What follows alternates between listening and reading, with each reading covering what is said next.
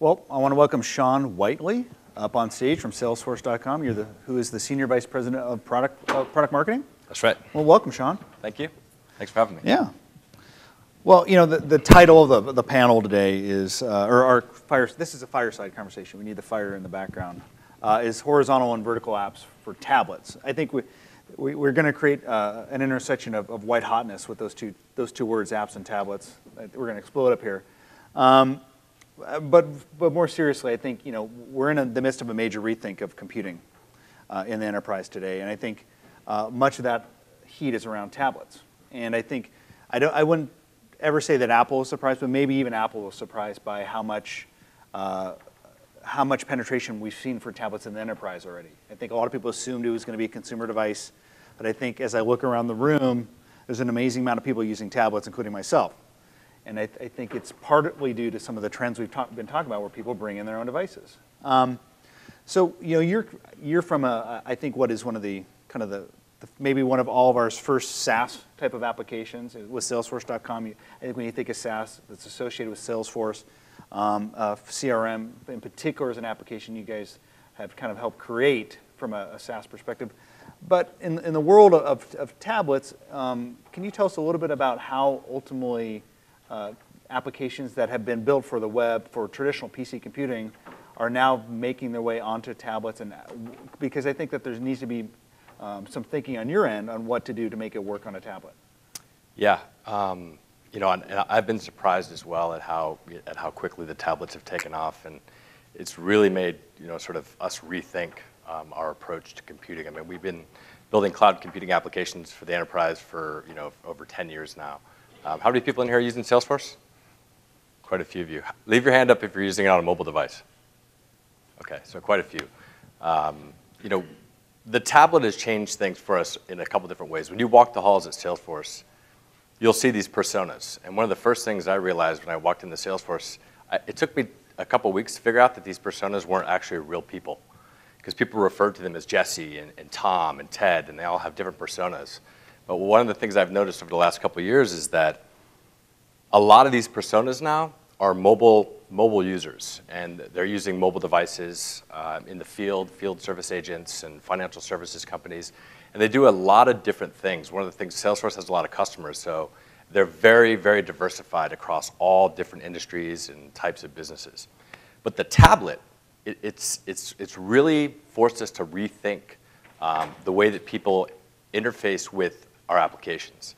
And I think that the tablet specifically, the first iPad app we built was for Salesforce Chatter, which is a private social network that we provide. But the bigger form factor and the different types of gestures that you can build on the iPad, it's really taught us that we're not just taking an application and porting it over to the iPad or to a tablet. We're actually rethinking the way that people use it. Because the user interface and the user experience, the bar is much higher now on mobile applications. So it's really sort of taught us that we're not just going to port it over. We're actually rethinking the way that people interact with our applications completely from the ground up. So it's been an amazing thing to see this device when you walk the halls of Salesforce. Everyone has one. They're showing presentations. They're using the application, and it's really sort of changed the way that people work. I think you're right. This first year has been a little bit of a transition year where we've seen a lot of force fit of maybe iPhone apps or apps that weren't necessarily built for tablets but you're learning a lot over the past year. Can you share some of the ways people are changing the way they're interfacing with their computing device that is now kind of trickling down to building applications, building your product? Sure, yeah, and we have, a lot of people know Salesforce for CRM, but what a lot of people don't know is that we have the leading cloud app dev platform as well. And you can build mobile applications on that platform as well with a focus on sort of all the things that enterprises require, like the security and reliability and centralized control and all of those good things. But the interesting thing that's changed is that if you look at, I think Twitter is probably one of the best tablet apps I've seen. And what they do is they allow you to kind of interface and just kind of traverse the different types of relationships in your graph and all the people that you follow without ever really losing context or state of where you are. So historically, we had an app that was very heavy forms on data, and we use tabs and things like that. But now what we've moved to things like filters. So you can actually keep the view that's on your device or your application or your screen very relevant to what you're doing. So you can kind of like use the filters on the left-hand side. It's got 3 panes, and it allows you to kind of like bring all of this information to you and keep what's essentially an activity feed very relevant and contextual to what you're doing.